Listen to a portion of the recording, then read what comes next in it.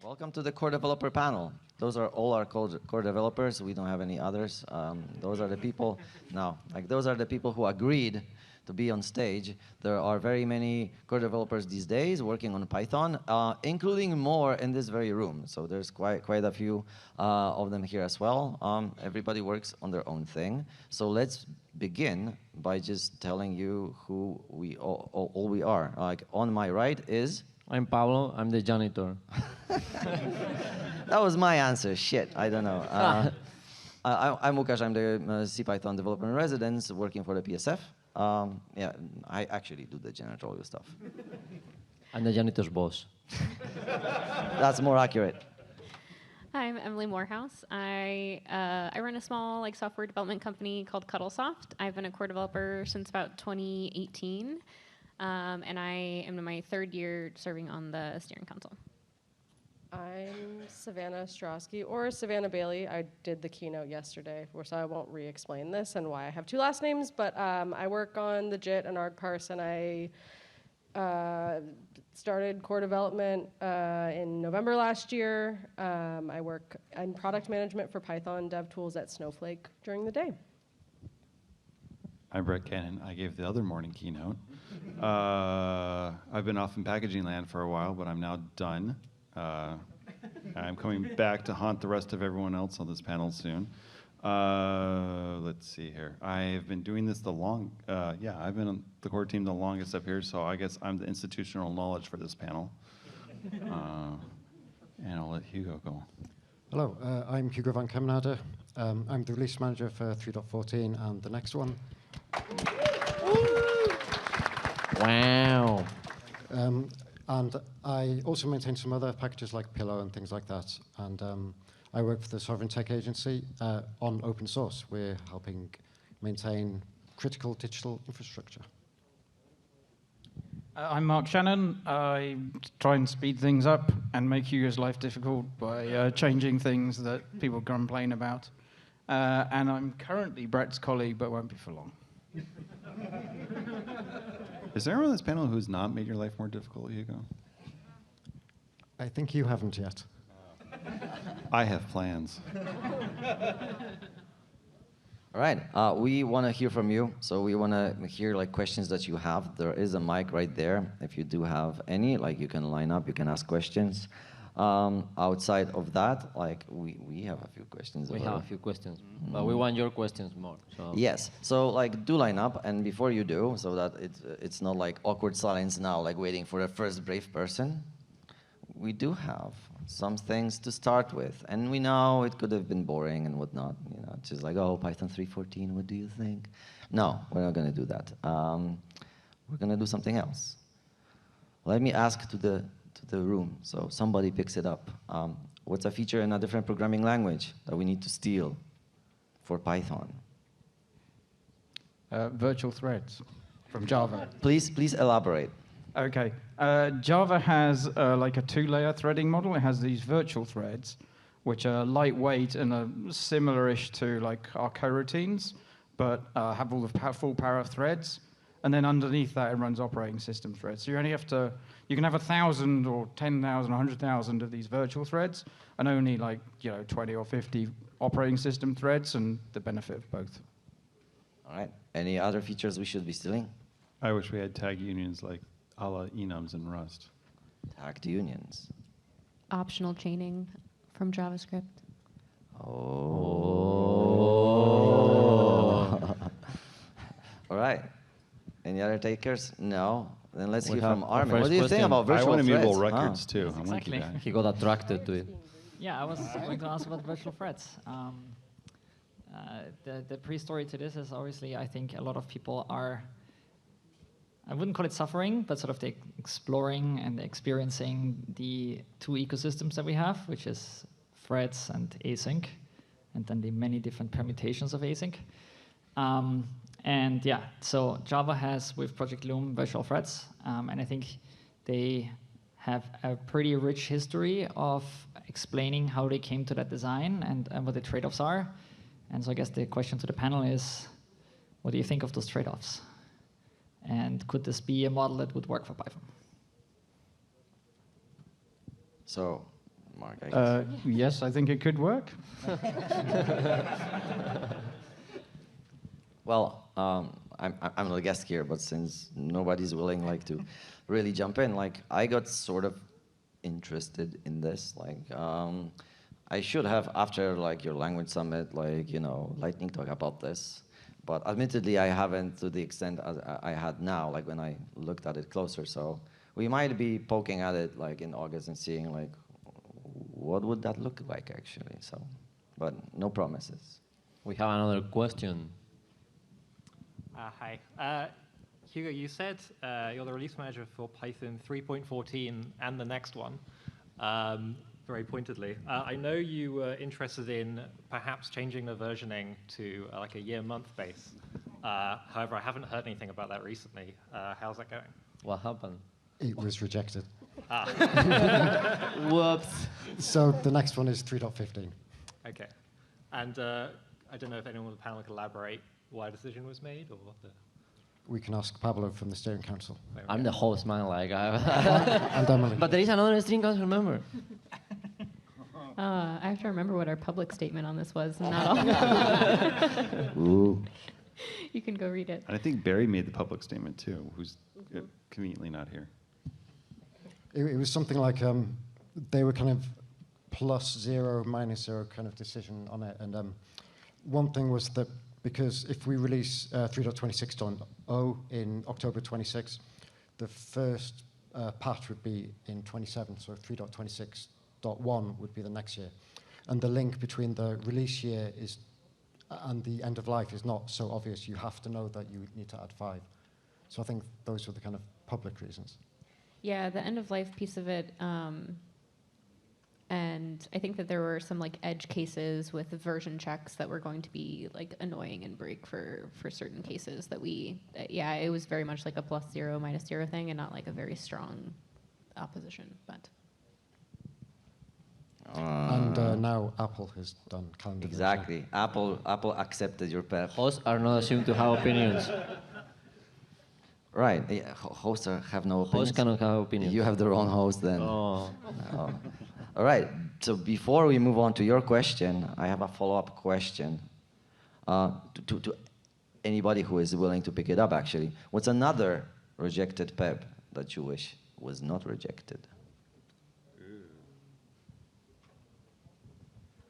Shit, I gotta get my list of rejected PEPs. So you're all joking. I actually have this on my GitHub readme. Wow, okay. I expected you to have like some visceral, like, like, yeah, this is one thing that I wish happened and it did not happen. No? Wow. Let's do it. I think. Did you say the first PEP? I can't remember the number, but it was the stack protection PEP, which was rejected, but we have all the bits of it anyway. Just smuggle it. Just smuggle it. I got somebody else to do part of it. What? Someone on the steering council, so I would, not take the blame. We did the good parts. I have one that you and I did together that we withdrew, so it wasn't actually rejected because people were to accept. The I wanted controversial yeah, PEP. the bear accept statement. No more bear accepts. Yeah. So Pablo and I wrote a PEP. I don't remember. But wait. Sorry. It didn't go rejected. We withdraw it. We withdrew it. Yeah. Basically, people got a little too scared and upset that we just said, no, this is not worth the headache. But we proposed getting rid of the bear accept statements. So you couldn't go accept : anymore because it's kind of a foot gun because most people don't realize it catches base exception. It catches base exception, not exception.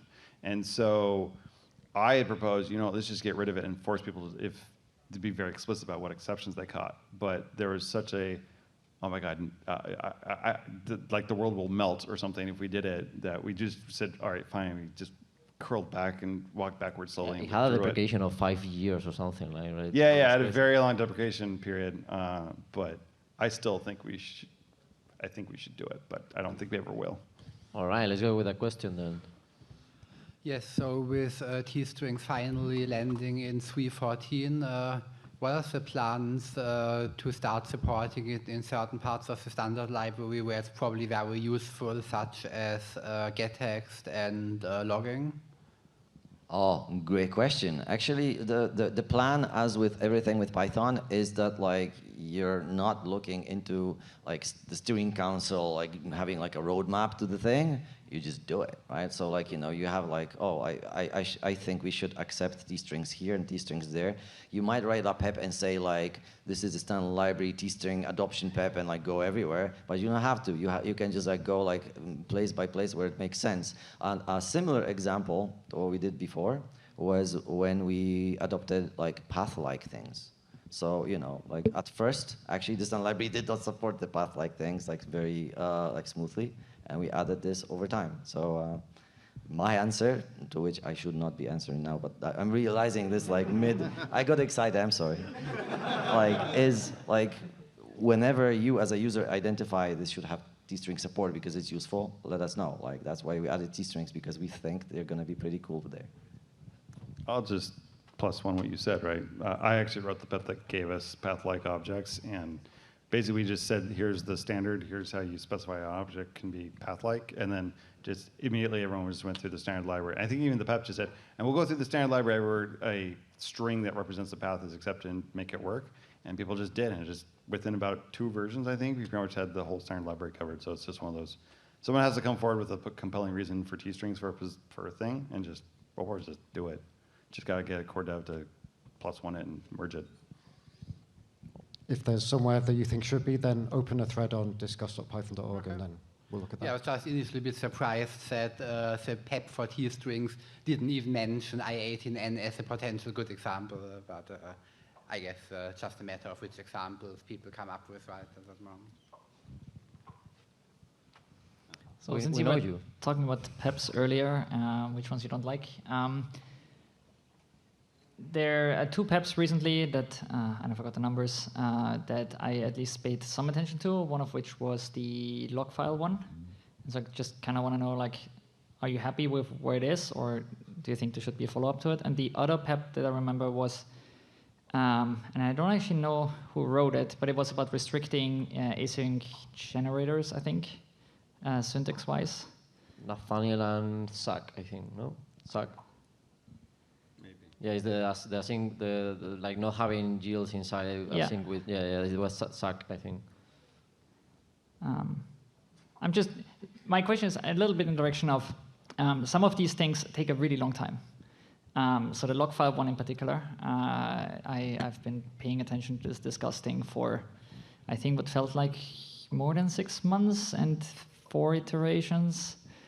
And I think the discussion of like restricting or making the generators also, they are very sort of narrow that most people don't pay attention, but the people that do pay attention, they have a lot of opinions. And I just generally wonder, like, is there, if you could wish to make that process better, what do you think should happen? I can give a snarky answer. I wish everyone who commented actually read the PEPs before they said anything. I'm honestly only half joking. A lot of people do leave a lot of comments without actually reading the PEPs, just because they read the summary and think they understand what's the PEPs about, and actually don't realize a lot of key details are actually already covered in the PEPs, so it actually does waste a good chunk of time. So I actually do really wish we had a way to have a checkbox that only works to say, I acknowledge I've actually read the PEP, and if I can demonstrably did not, I will be ignored, kind of thing.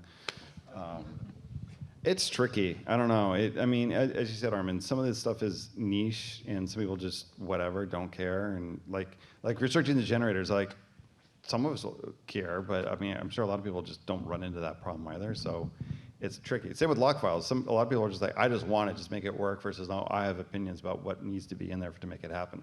Obviously, lots of 1,800 opinions. Yeah, I don't know. I don't have a better answer than that. It's tricky. I mean, even when I was on the steering council, it's hard to.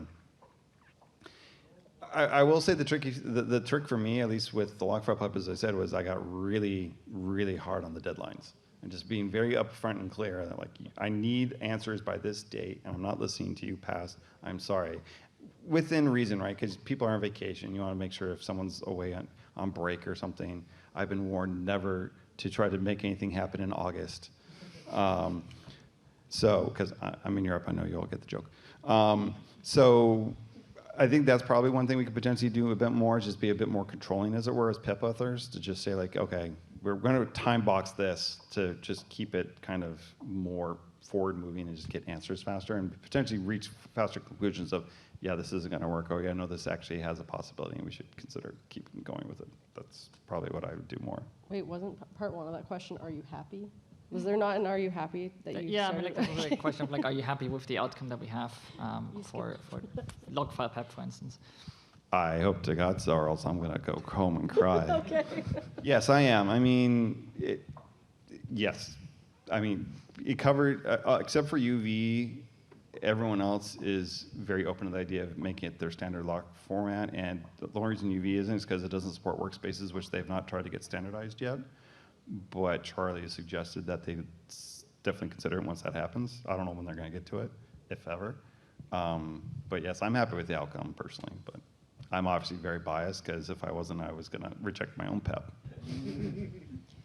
Yeah, I think this is a really interesting question. As far as like the process side of it goes, I think that we're still very much figuring it out. This is something that like myself and other steering council members have very much discussed as far as like the PEP process and the discussion, and like even once it gets to the steering council, there's so much discussion and like so much time that happens even just to get like a response to a PEP, even after an attempt at community consensus has been reached. I think there's a lot that we can learn and maybe take some inspiration and try some new things. So I've personally been looking at TC39, which is the like governing body for JavaScript and ECMAScript and that whole kind of spec. And I think that they do a lot better at having like regular engagements of public consensus and like public discussion. So like we have the language summit once a year where core developers can get in touch and talk in person and like kind of go through all these things and hope to get past the like, this would have been a 6-month discussion if it had happened all on the internet, but hopefully we can have like some sort of more productive conversation in person and kind of speed those things up. And like that's a great start, but I think it's kind of been like the same things that we've been doing over and over again for years. So I think that having some more like regular public discussions that are not just like asynchronous on the internet. And honestly, Brett's right. Like you give people deadlines and people tend to like get involved a lot faster than, you know, oh, I can put this off for a few months and come in at the last minute and try to throw a wrench in a discussion. So. I can just give a counterexample though. The sys.dot monitoring PEP was hugely improved by feedback from actual implementers of debuggers, and that just took ages and ages. So yeah, it's better to have a good feature in the next version than a poor one in this version. Truth. What we have a few questions also on Discord, so I'm just going to ask one of them before yours. It is super long though, so I'm just going to paraphrase it. Sorry. Aren't we afraid of fragmenting Python right now through having async Python, regular Python, typed Python, free-threaded Python? Which Python is the real Python now? All of them. Yeah. I mean, it's like saying generator Python versus not generator Python. It's just all part of the same thing. It's just whether you use a feature or not, in my opinion. Well, free-threaded is coming, so we do have a different build for that. And if you're going to make a package, you have different wheels. And so this is going to be a bit of a transition. In 3.14, we removed the experimental label from the free-threaded build. So we definitely want people to start, using this more and testing it out. And because we will, in future releases, well, at some point, we'll only have the free-threaded one, and the current default one will no longer be there. So we do need people to actually get involved and find the problems so that we can fix them and, make that transition. Right. I'll just add one detail, that part of the free-threaded Python is such that if you are loading a C extension that does not claim to be free-threaded, then the GIL is reintroduced into your process and just re-enabled. And this is not a feature that we actually plan to remove. Like, it is very likely that this GIL will remain for as long as it needs to remain, because there might be some stragglers that make like extensions that are just not compatible for a longer time. So even even if a free-threaded becomes the default, like as far as I asked some groups about it, there is very little reason to actually get rid of the GIL, like just being optionally re-enabled. So that would be the real Python then. The free-threaded will probably become the default, in some future. All right, ask your question. Yeah, it's a bit related to what you're saying, but from users kind of point of view. The fact that Python is fragmented has probably to do with the fact that Python is now serving, in my opinion, two widely different audiences. One is obviously data scientists, and the other is enterprise programmers like me. Like very in the beginning, you were mentioning Java features. Java is a very enterprise-heavy, directed programming language. And I was surprised to see that the Java features were mentioned. Like for the whole panel, what is your take on these? Should Python become a programming language for the enterprise, for data scientists, for both? Is being at this crossroad a bad idea? Like, what do you think about this?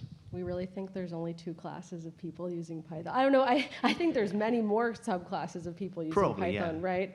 I feel like the fragmented that we're talking about is just like feature rich, right? And we're talking about things that people can opt into or not opt into. I think part of the benefit of Python and why Python has been so hugely successful and why it's like the most popular programming language in the world is because we can serve all of those different groups of folks. Yeah, and I totally agree. I think that it's something that from Python's inception is the reason why it became popular and the reason why there's so many different people in this room right now. And I think that one of like the difficult things about looking at the future of Python is precisely how we can keep it so accessible to so many different people and not specializing it. So again, like you use a feature, you don't use a feature, but we don't ever want it to be something that's going to be inhibitive to somebody who is in education or teaching students or making music or processing data or running software for launching space rockets, right? Like that's the true beauty of it, and that's the thing that I think I never want to see Python lose. Having been doing this for 22 years now, I'll also say this is not the first time I've gotten this question, nor will it be the last time I look at this question. And the answer is always this. It comes up every time a new group of people come into the community, and we continue to not have it be a problem because we all take it very seriously that we want the broadest group of people to be able to use this. We would like Python being the second best at everything, and that's what we strive for, and luckily we keep hitting it. If we don't, there's no way to predict it, right? Like, if we screw up that badly, then we obviously didn't see it coming and it just happens, but we always try to have it in the back of our head whenever we do anything. It's like, is this gonna be good for beginners? Is this gonna be good for enterprise and everyone in between and all skill levels, all needs, whatever, what have you. But to be honest, it's not a new question. It'll be an old question forever, and I don't think there's anything we can really do about it other than just constantly just move forward and just make sure we always are trying to serve the whole community no matter how broad it gets. All right, now we have some questions from Discord. This is the old version of what's your favorite color. So how do panelists personally break out of multiple nested for while loops? And then it says, I don't want to use a found variable anymore. Can we bring back the PEP for name loops? Limited go-tos. Opinions. We need opinions. We are here for opinions. I'm just a C programmer, so I don't know. You use Python, no? Hardly.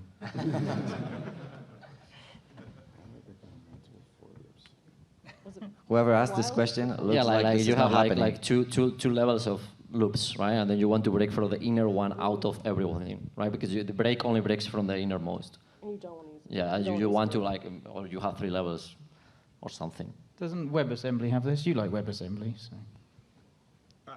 I mean, it's just an ISA. It's nothing magical. I could say that. Well, I have WebAssembly just like C, so I can do whatever I want. Wait, this PEP was rejected? Apparently. Yeah, What? there's a PEP to label each level of for and while loop so that you can say I want to break to that level of the nested loop. Okay, but we have a problem because, like you see, you are all here and you all look like respectable people, but we need to prove you're wrong. So the question is like, what is the feature that you introduced that broke most things? You have all broken a lot of things. So who broke more things? Well, I know it was 2007. I added the message attribute to exceptions, and so many people. So basically, we added a message attribute on exceptions to get back basically the structured result, because the only way to get data out of exception is .args, and it's a mess and blah, not structured enough for me. Hence why one of my rejected PEPs was a complete redo of the exception hierarchy, blah, blah, blah. At least it got us exceptions only for base class off of base exception.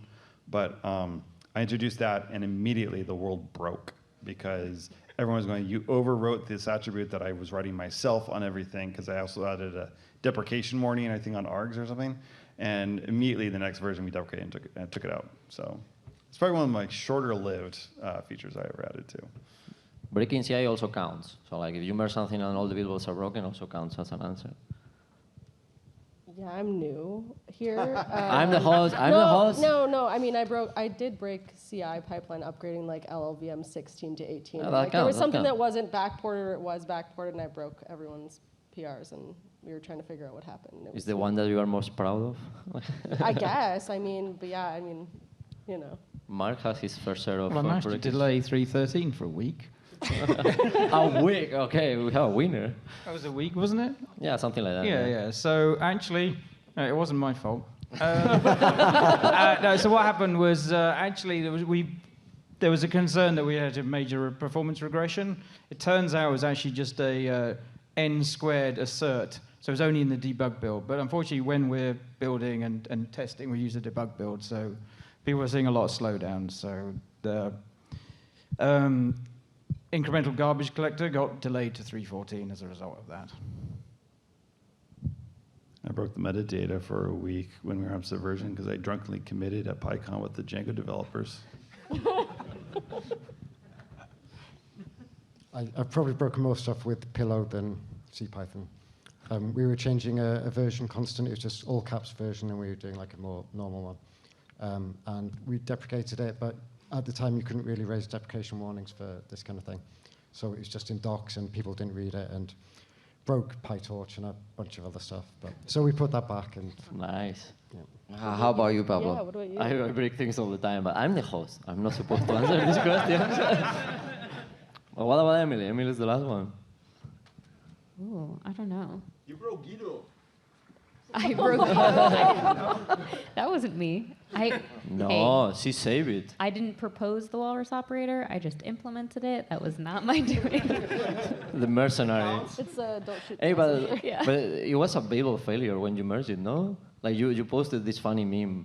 You know, you merged finally the walrus and like some random thing broke for some reason, and then you posted like this is the meme of like you have seen it for sure, like a child that goes into a room and sees something scary and goes back to the. Yes, absolutely. I don't remember exactly what it was, but yeah, there was definitely something that was temporarily broken there, but yeah. I remember when you broke GitHub live streaming. I broke GitHub, yes, but I still am the host. Oh, there's at least a YouTube video of that. I broke all GitHub, but it was not my fault. It was because they used Ruby. Like, it's true. Oh. Yeah. All right, Konstantin, do you want to ask a question? Yes, thank you. So the previous question was so awesome. Like, I want to thank you all for breaking all this stuff and for all the other work you do. But we will have, I believe, a little bit more broken stuff in the future with the guild deprecation and like with free threading, and probably the CAPI going to the limited mode and probably deprecating the old stuff. So the question is, what do you think, or did you reconsider, because I know the answers from most of you, about Python 4.0? Python 4. Yes. If PEP 2026 was accepted with Calvert, there was one line in there which said there will be no Python 4. So maybe we should bring back a small PEP that just includes that, because we probably don't want a Python 4 because it's just going to, we don't want to have big breaking changes. We want to be more kind of incremental about our breaking changes. But wait, wasn't there a PEP about this? I don't think so. We just talked about it a lot.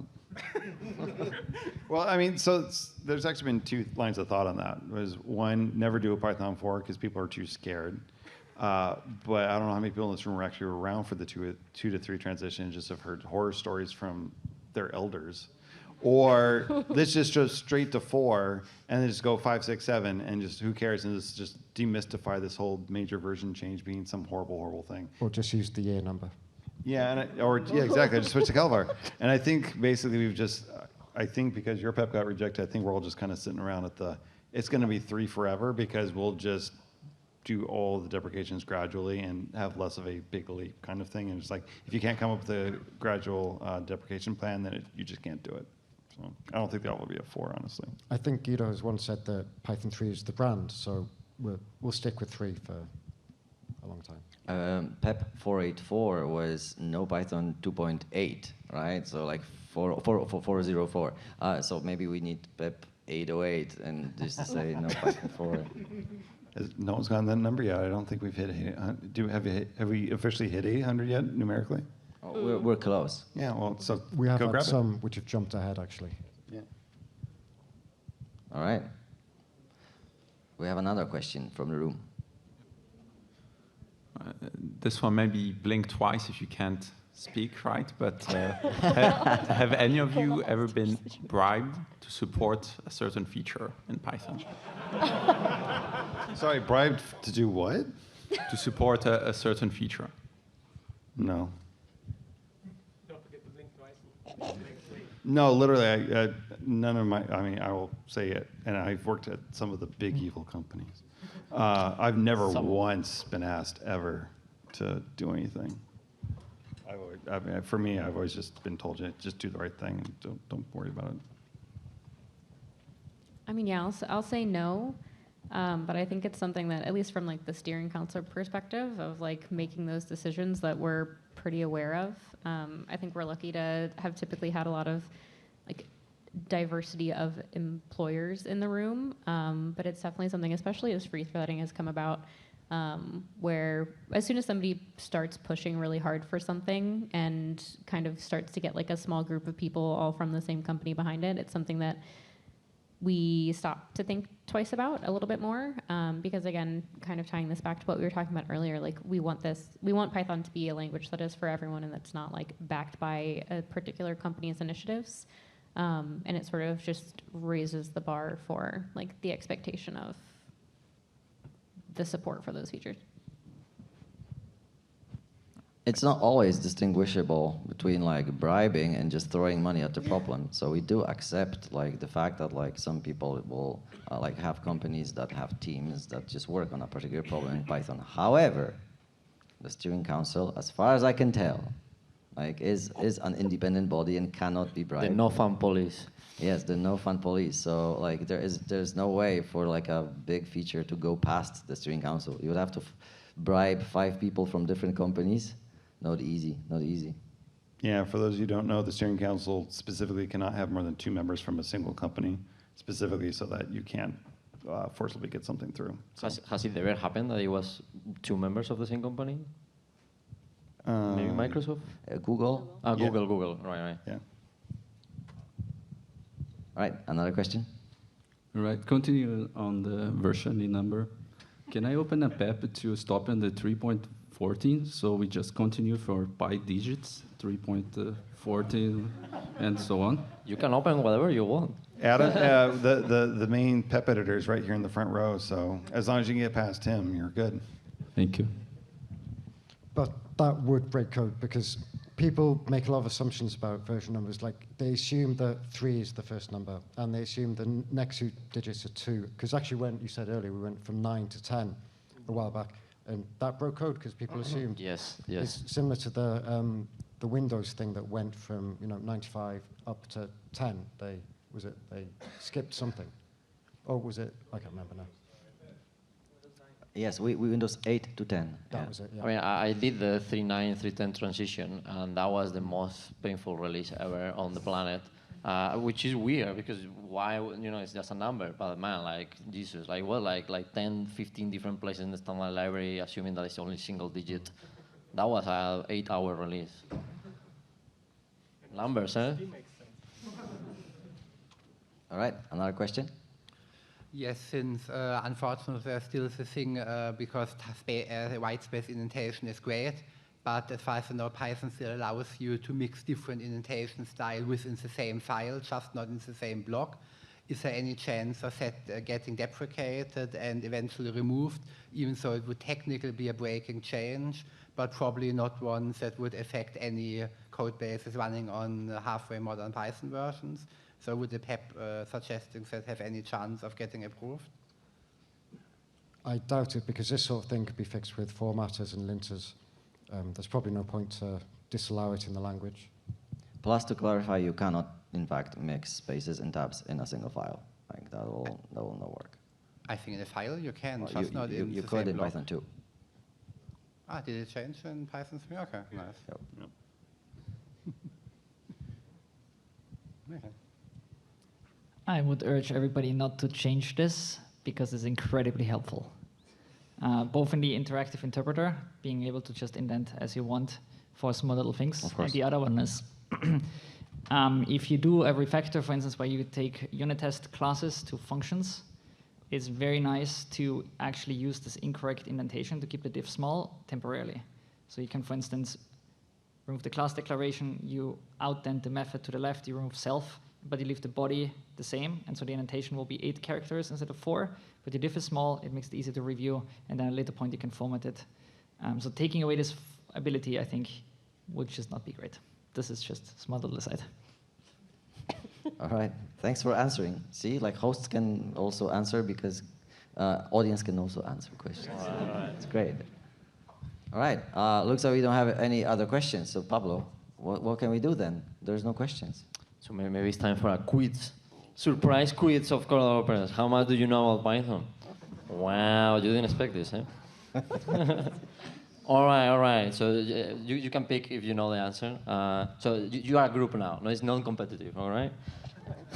What was introduced before in Python? Generator expressions or simple generators? Those are 2 PEPs. Wait, you're asking in the order? Yes, like what feature came first? Generators. Generator expressions. No. Simple generators. Generate functions. Yeah. No, but you must choose one of my options. What's a simple generator? generator to you? That's not a term. It's the name of the PEP. It's the name of the PEP. Yeah, those are PEP names. PEP names. Oh, okay, simple generators then. Yes, correct. That's easy. But now about what? What, Emily? Positional only parameters or assignment expressions? Which was first? Assignment expressions, yeah? No. No? So this is fun because like position only is my PEP and this is your PEP. No, one is 570 and the other is 572. But how far apart were those accepted? Like, weeks. Wait, are we talking about? Are we talking about? Are we talking about acceptance? Was easy. Is this acceptance or Which one was creation merged of the PEP? first? Or when it was... Oh, reversal question. Yeah, because you didn't specify. Wait. Let's work together. When did you merge yours? At the core sprint. Yours. Oh. No, you know what you need to say now.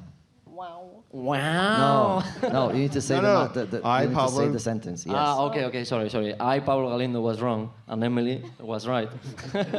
Correct. If you listen to the podcast, Listen to the Core.py podcast to get that joke. All right. I thought you were going to make him say something about bananas. You can. So EuroPython didn't allow us to do our banana talk. Just they didn't select it. So no bananas this year. You know. Because all right. Yellow T-shirts are used for something else in here, so it would be confusing. All right. Do you have any question? I have more. Well, I don't have a quiz question, so you might ask a quiz question. Oh, I have one. I like round numbers. Like, does anybody here know what PEP 100 was? What did it do? Is it a release PEP that was withdrawn? It was superseded. No, that's 102 was superseded by 101. No. So 100, no, I don't know. Any other round numbers that you know? I will tell you what PEP 100 was, but like any other round numbers that you know what they do? PEP 8. Oh, okay. Very round, that's true. Okay. 12. 3100. Oh, 3100, which is doing what? That was the miscellaneous Python 3 feature PEP, which I wrote. PEP 100. No, 3001. Yes. And PEP 100 was the PEP that introduced the Unicode type to Python. With Python 2. With Python 1.5, you did not have Unicode. You only had byte strings back then. So yeah, Marc-André, that was PEP 100. Let's go. All right, so Hugo, you can answer this question because you know the answer. What is the hash of -1?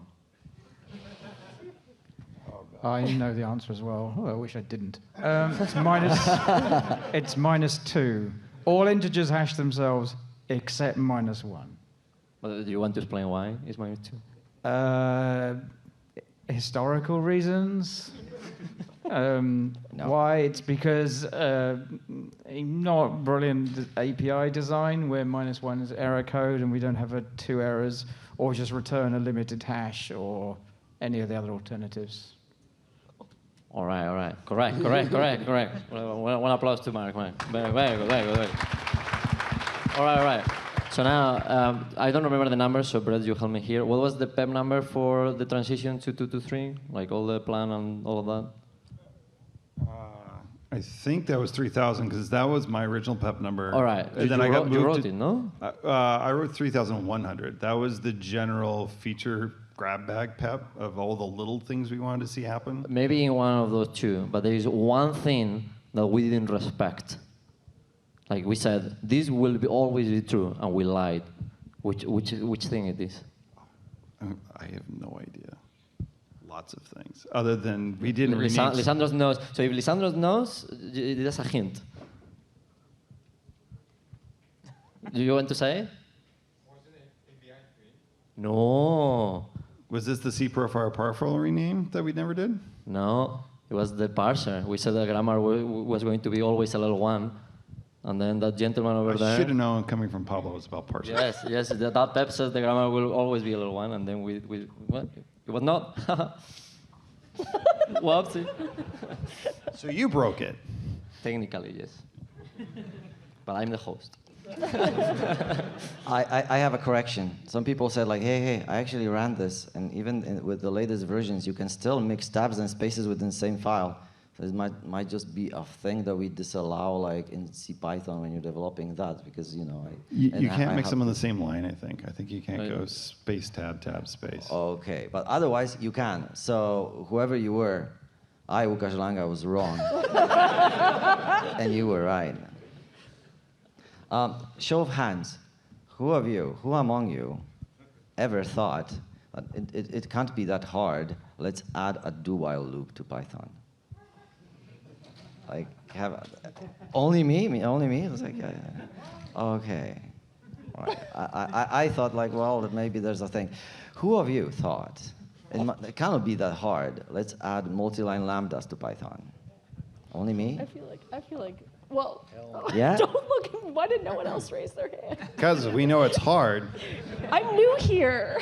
So Antonio Cuni is over there. I don't know if you remember, this same question was asked last year, and he has seen an implementation of multi-line lambda in like your keynote, actually. Well, you were doing the keynote that was implementing multi-line lambdas, and he has seen it. So it's true. It exists. And it's disgusting. Yes. It's disgusting. Yes, because you don't know how to end it, so you need to end with a colon. With a semicolon. Yes. Not great. Okay, nice question to warm our hearts. So what is the feature that when you see people use it in the wild, you were the most proud of, that hopefully you implemented? Now from this side over there. Oh, you're making me start? Yes. I mean, I definitely have a soft spot for like walrus operator. I mean, I think that it just, for me, just like marks like the beginning of my core development journey, and probably like one of the things that I was most proud of that was like the hardest thing to do at that time in my career. So yeah. That's like my easy choice. It was really hard. I've implemented one feature that is not experimental at this point. So in 3.14, there's a new optional parameter on argument parser objects called suggest on error, which will give you like basically like the did you mean statement if you typo. I feel like this one was fun because it was my first feature. I don't know. Also, like, it was my first like meaning bigger work in like the Python side of the code base that wasn't C code. So use it and let me know if you hate it. Cool. Sorry, I've been doing this so long. I mean, the cop-out answer is import, but... Import? Well, I mean, I wrote all the code for it. So, but that's the old thing. These days, it's, I don't know, it warms my heart when someone randomly says online, I love PyProject.toml, I thought it was a good idea, and doesn't mention me at all. And I just come across it randomly, like, oh, that's nice. Nice. I'm also going to say 3.14 argparse thing. Adding color there to the help, and just generally adding color everywhere in Python. I think it can make things more readable, and it's a little kind of thing, but it's a nice little thing. Mark? System monitoring, I think. System monitoring, nice. We're fans too, yes. Yeah. I'm a fan. What about you, Łukasz? What a surprise. Well, I also like colors, so now the REPL is going to be a little more colorful. Non-optional. Just use that. Colors in the REPL. I still love PEPs 563, and you will not change my mind on that, even though... Which one is 563? It's from future import annotations, a future that we have been denied. Denied. But now it's a better version. Apparently. Yeah. We'll see. What's your answer, Pablo? The mod, like for the feature. Oh, the pack. No. What warms your heart that you did? The pack parser probably. Yeah. Which is weird because it's all the syntax. But yeah, I don't know. Like it was like such a big thing. Like I was scared, really scared, because like it was literally changing the entire thing, and it's the first thing that users will see. And like you cannot mathematically prove that it's doing the right thing. Like it's equivalent to a halting problem. So I was really scared, and like it still makes me amazed that the work that we did all together. That has like, I think you can count the bugs with like 10 or 12, like the big ones, right? Like the ones that you say, wow, that was a big thing, but that's very surprising for how complicated the language is. Yeah, and also how many other things it's made like easier or possible to add now that we have that too. All right. Right, I see. Is there another question? Oh, we have one. Oh, let's have it. So regarding colors, is syntax highlighting coming in 3.14 to the REPL then? I was looking for... He's distracted. He's distracted. The world's host. Yes. So regarding coloring, the syntax highlighting, is it coming to the REPL in 3.14 already then? Yes, like there's syntax highlighting in the REPL in 3.14. Cool. And yes, how about the Frankenstein performance? It was hard to get it right, because that's now like an official test for PyREPL performance is what happens if you paste the entire content of the novel Frankenstein by Mary Shelley. And you can do it, and it's quick. So currently, it does not affect the performance of it. Like it's quicker than it is in 3.13, in fact, due to some code that I deleted and just made like discoveries. Like for example, reading more than one character at a time is in fact faster than reading one at a time. Colorful Frankenstein. Yes. The best kind of Frankenstein. Yes, amazing technology. Yeah, it feels weird because it's just like it's a tiny feature. But once you start using it and then you go back to 3.13, it feels like something is wrong. It's like literally like, ick. No, I don't want to use that anymore. Disgusting. Yeah, and there's experimental theming support. Because like you probably hate the colors I chose, right? Like obviously. So just see how it works for you, whether like there's things that you cannot accomplish with it, and let us know. It's not going to be experimental in 3.15 anymore, but for now we wanted to actually see how you use it. Didn't you have to make the colors work for colorblind Pablo? He checked actually. And actually, Hugo spent a bunch of time actually checking all the colors. But it just, I think well, just tell us like the process actually. Yeah, we were checking the contrast ratio for the different colors. So we're checking the colors we chose would look okay on black background on a white one as well. There's one background that it doesn't look so great at, right?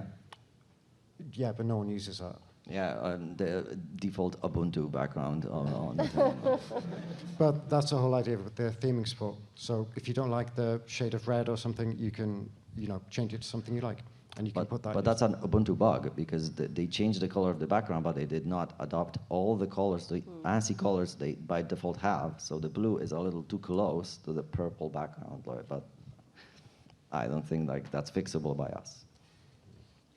At the moment, the theming support, so it's experimental. It's under the underscore colorize module. So we might turn that into a proper API in 3.15. So try that out. Right. Okay, we have another question. So hi, I remember great day when you introduced typing into the Python. So that was a great, It was a beautiful day. Yeah, exactly. And then there were some few syntax improvements. Now we introduced the templates, string templates.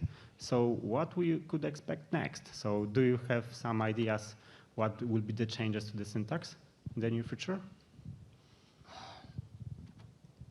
I don't think there's any open PEPs for that, is there? Right. Yes. So like there's a typing council that like kind of decides on things, and they have typing meetups that kind of identify issues and agree on what the next thing should be. There are a few things that are clearly improvable, like arbitrary callables, could be somehow more easily expressible as types. Now, the current syntax is a little awkward, and there were a few attempts to changing this, to improving this, but no consensus. So that's one thing that I would still want to be fixed in the future, but where this consensus will come from, unclear for me right now. So we don't know yet, but it's very early in 3.15 development. Might there be more PEPs on typing syntax in the future?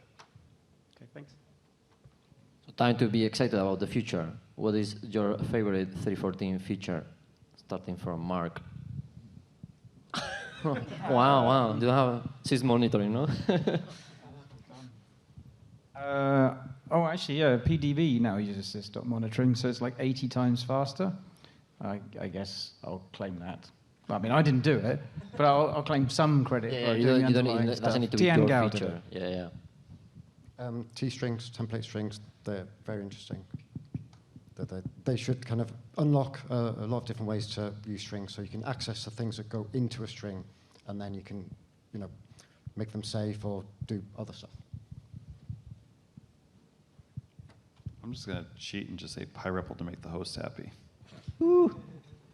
I actually have another one, but you carry on. Free threading isn't experimental anymore, right? Shit, that was mine. Okay, sorry. I was like, I didn't. You can repeat. There is no rules. Savannah, you're supposed to say the JIT, remember? Well, we're still experimental, Mark. You can still be excited. I mean, I'm always excited about the JIT. Yeah, the flag says experimental JIT. Yeah. It's Python JIT, but yeah, experimental. Sure. It's built in by default. Shameless plug. You can, if you grab a Mac OS binary from. Doesn't that make the default experimental? No, but it's so it can't be that experimental. Wait. It's built in by default? No, we built it in the default releases, but it's off by default. You have to run the Python _JIT environment variable. But yeah, you can go and try out the JIT and let us know if it is good for you or bad for you. Both pieces of information would be useful. But yeah, free threading, I guess. Yeah. T-strings, for sure. Honorable mention for REPL colors, but T-strings. Well, so... Sorry. Yeah, and also, of course, I can beat my own drum there, I won't. But then I like the fact that Z standard is now in standard library. It was harder to do than it looks, but now you can just depend on it. It's a battery, so I will be using it. That's cool. And also, despite my jokes about from future import annotations, the fact that Yele picked up PEP 649, which is the improved version of it, and said, I want my own number 2, and so created PEP 749 and how we actually get there, and did the tremendous amount of work needed for this sort of deadlock to be solved. I like that. I think it's an important improvement to how typing users will use Python in the future. How about you? Well, I like to say remote debugging, but I'm going to put my hipster hat and say the fact that you can now drop the parentheses in multiple exceptions. Nice.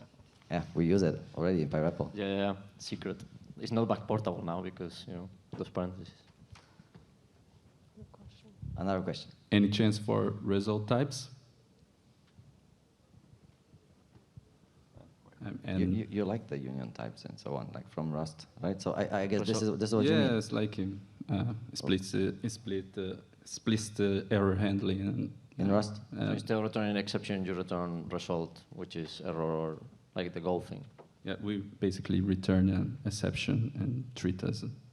Well, you talked to Mark, he wanted to add this to the C API. Yeah, but that's because it's C. Yeah, I don't think it makes a lot of sense because if you have an optional, then that optional can just be something anyway because it's a dynamic language. So like you can either return an int or none, but then if you say it's optional, then someone can still return none, and you have an optional of int or none, and it's even more confusing. So I don't see a lot of value. And for exception handling, I mean, we had exceptions built into the language forever.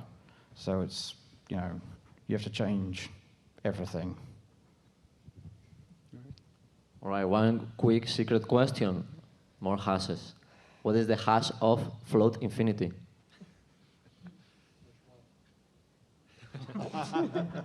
Huh? Plus infinity. Okay, Hugo, you know it. Was it the first 6 digits of pi? Yeah. Of course. Of course. How about negative infinity? It's not the first 6 digits of E, is it? No. Well, it's negative, the first 6 digits of pi. You can do it. All right. We've recently had quite a few dead batteries removed from the standard library and some new ones added, like TOML. Are there any other batteries you'd like to see included in the Python standard library? Right.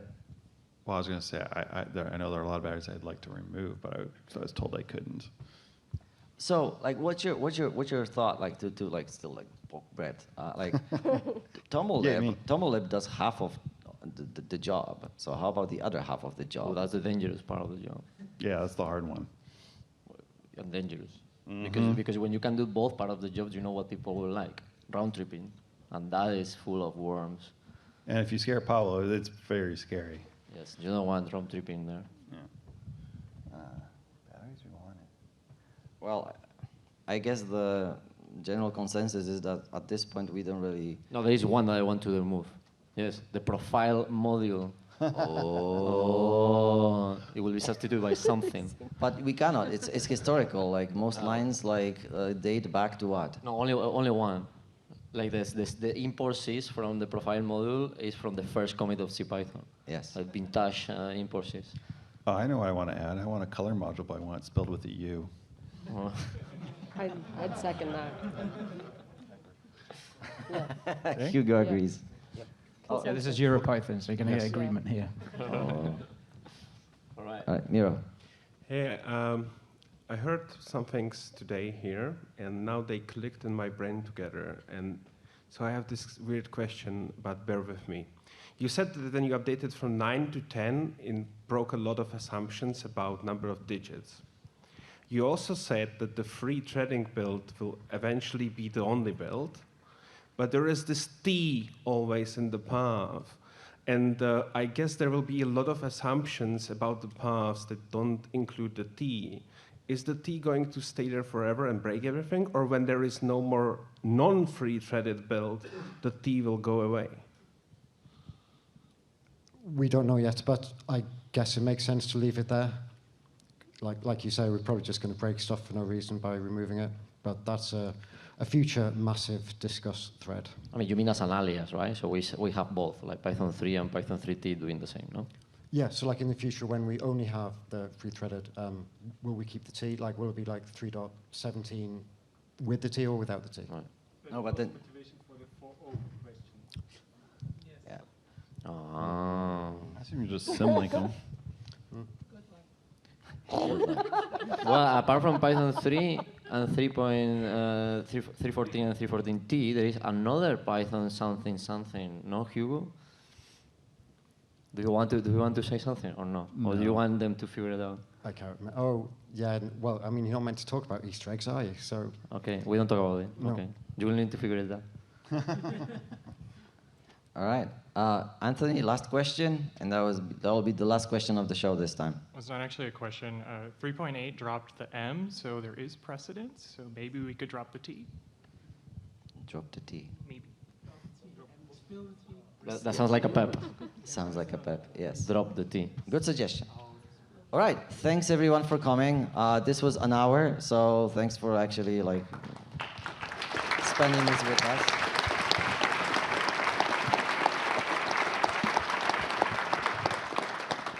And come for the sprints. Hack on CPython. Do you want There's to thank plenty our of stuff hosts? to do. The terrible twins over there.